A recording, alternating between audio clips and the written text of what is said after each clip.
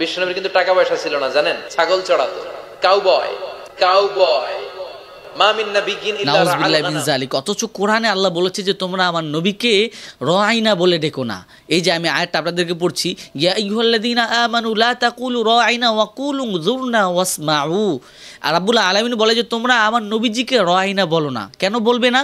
বলে যে রাইনার দুইটা অর্থ হয়। একটা অর্থ হয় যে নবী আমাদের দিকে দৃষ্টি দেন, আরেকটা অর্থ হয় রাইনা মানি যে বকরি চড়ানো।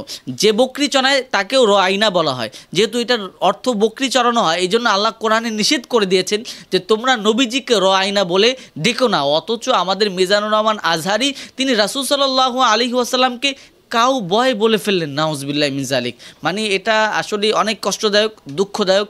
নবী সাল্লাল্লাহু আলাইহি ওয়াসাল্লামের শানে অবশ্যই এই শব্দটা বেয়াদবি হয়েছে, আর যদি আমরা কোরআনের সাথে মিলিয়ে দেখি এটা কুফরি হয়েছে।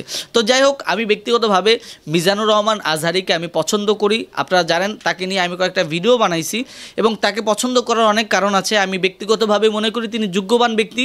তারপরেও আমার পছন্দের ব্যক্তি হোক বা অপছন্দের ব্যক্তি হোক, যে কেউ হোক, যদি নবীজির শানে কোনো রকমের কোনো ভুল সে বলে, আমি অবশ্যই সেটা ধরায় দিব। এটা আমার দায়িত্ব। কারণ সবার উপরে আমার নবী সাল্লাল্লাহু আলাইহি ওয়াসাল্লাম, নবীজির শানের উপরে যিনি মানে অ্যাটাক করবে বা তিনি বলতে গিয়ে ভুল বলবে, অবশ্যই আমি সেটা কারেকশন করায় দিব।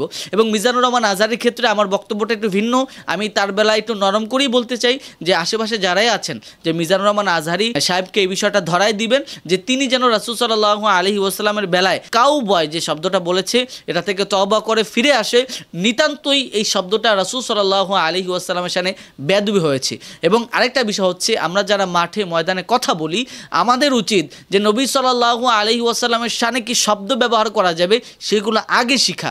যে কোনো শব্দ আমরা নিজেদের মধ্যে ব্যবহার করতে পারি, একজন আরেকজনকে বলতে পারি, কিন্তু সেই শব্দগুলো কিন্তু রাসূল সাল্লাল্লাহু আলাইহি ওয়াসাল্লামকে বলতে পারি না, যে শব্দগুলো রাসূলের শানে বেয়াদবি হয়। এই কারণে আমাদের মধ্যে আজমতে রসুল থাকতে হবে। রাসূল সাল্লাল্লাহু আলাইহি ওয়াসাল্লামের ইজ্জত আজমতের সর্বোচ্চ সম্মান আমাদের অন্তরের মধ্যে থাকতে হবে, তার ভালোবাসা থাকতে হবে। এটা যদি কোনো বক্তার মধ্যে না থাকে, কোনো আলোচকের মধ্যে না থাকে, সে আলোচকের সেই বক্তার কোনো রকমের মাঠে ময়দানে কথা বলার কোনো যোগ্যতা নেই। আমি মনে করি মিজানুর রহমান আজহারি একজন যোগ্যবান ব্যক্তি। বাংলাদেশের তাকে লক্ষ লক্ষ যুবকরা ভালোবাসে, কোটি কোটি মানুষরা তাকে ভালোবাসে। তার মাধ্যমে বাংলাদেশে ইসলামের খেদমত অনেক দূর পর্যন্ত পৌঁছায় যাবে। যেহেতু তিনারও কিছু ভুল হতে পারে, হয়তো অনেকে আমাকে এখন গালিগালাজ করবেন যে তুমি মিজানুর রহমানের ভুল ধরো। দেখেন, মিজানুর রহমান আজহারিরও ভুল হতে পারে, আমারও ভুল হতে পারে। ভুল হওয়া খারাপ কাজ নয়, তবে ভুল নিয়ে বাড়াবাড়ি করা এটা খারাপ কাজ। আর মিজানুর রহমান আজহারি আগে পরে তিনি যে ভুলগুলো করেছেন, এই কারণে কিন্তু তিনি তওবা করেছেন এবং তিনি ব্যক্তিগতভাবে বিনয়ী, নম্র মানুষ এবং ভালো মানুষ। আশা করি এই বিষয়টা তাকে ধরায় দিলে তিনি জিনিসটা বুঝে ফেলবেন। রাব্বুল আলামিন আমাদের সকলকে রাসূল সাল্লাল্লাহু আলাইহি ওয়াসাল্লামের আজমত বুঝার তৌফিক দান করুন।